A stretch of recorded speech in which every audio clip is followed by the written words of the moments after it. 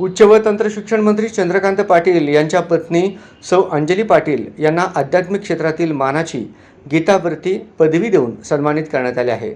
गीता परिवार या जागतिक स्तरावर मान्यताप्राप्त संस्थेच्या वतीनं श्रीमद भगवद्गीतेचा सखोल अभ्यास पूर्ण केल्याबद्दल हा गौरव करण्यात आला।